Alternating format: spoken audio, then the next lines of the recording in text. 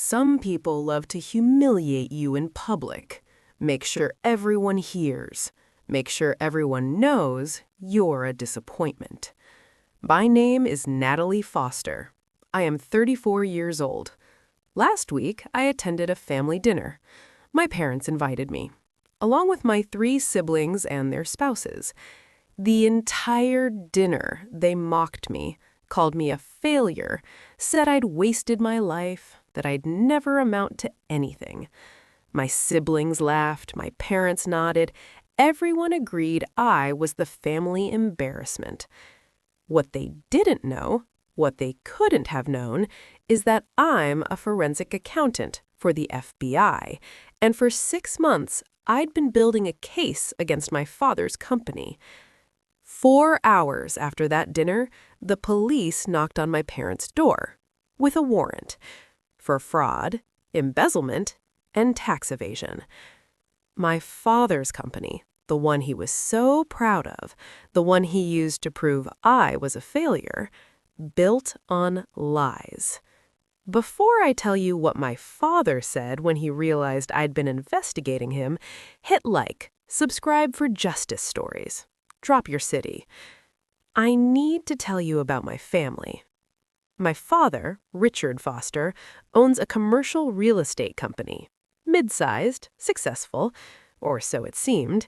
He's proud, arrogant, thinks he's a self-made success. My mother, Patricia, supports him, plays the devoted wife. They live in a big house, drive expensive cars, country club members. I have 3 siblings. James, 38, works for my father's company as CFO. Amanda, 36, married to a lawyer. Marcus, 32, works in finance.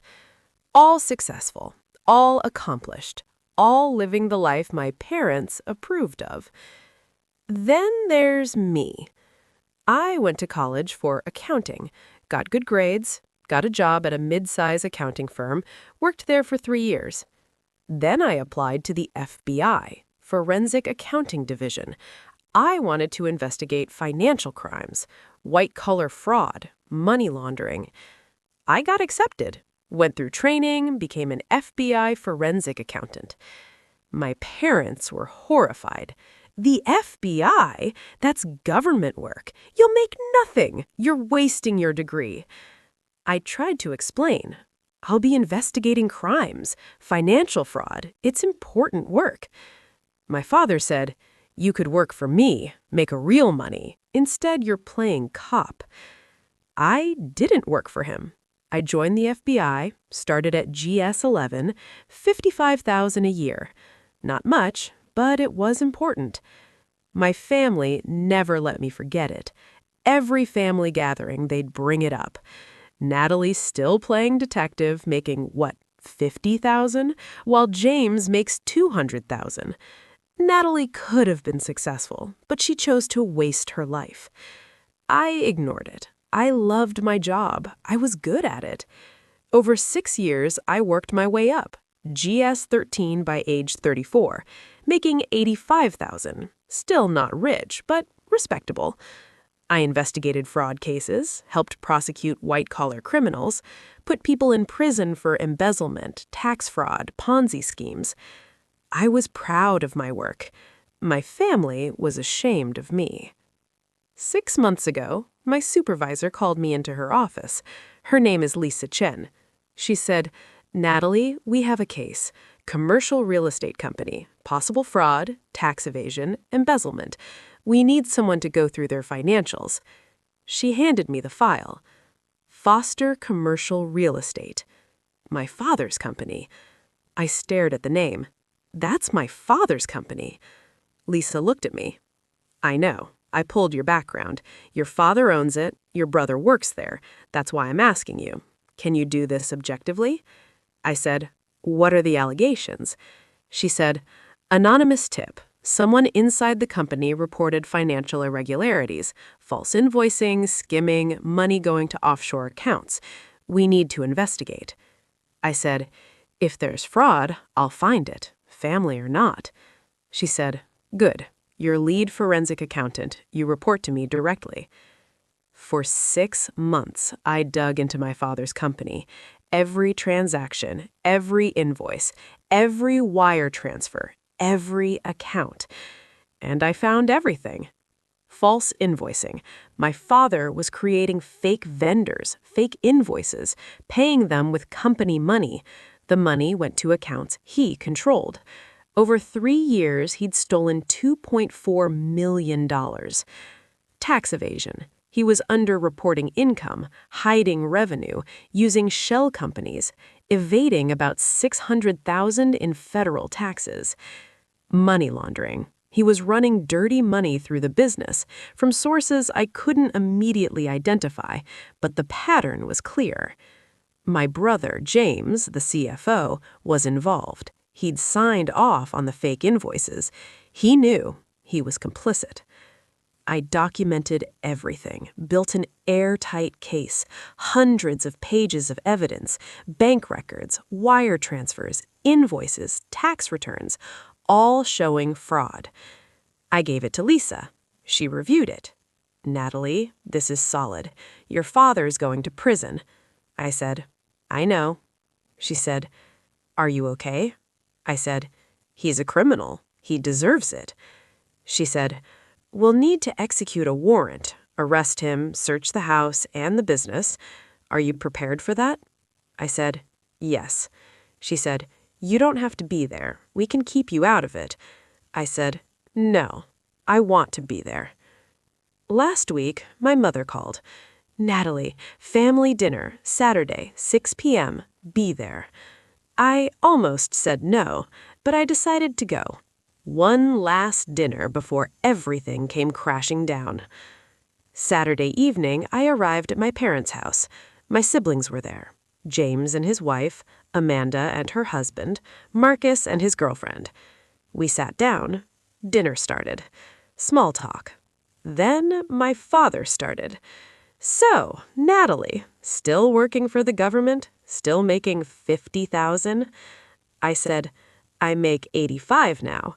He laughed. 85. That's adorable. James makes 200. Marcus makes 150. Even Amanda's husband makes 300. You're the only one still living like you're in your 20s. My mother added, "We worry about you, dear. You'll never be able to retire, never afford a house. What will you do when you're older?" I said, "I'm fine. I like my job." My father said, "You like being poor? You had potential. You could have worked for me, made real money. Instead, you're playing cop." James said, "Dad's right. You wasted your degree. You could have been successful. Instead, you're basically a cop." They all laughed. My siblings, their spouses, my parents. Amanda said, "At least she's doing something, even if it's embarrassing." More laughter. I sat there, quiet. Eating, not engaging. My father said, "Natalie, it's not too late. You could still come work for me. I'd pay you $90,000, better than the FBI. I said, "No, thank you." He said, "Stubborn. That's always been your problem. Too proud to admit when you're wrong." The dinner continued.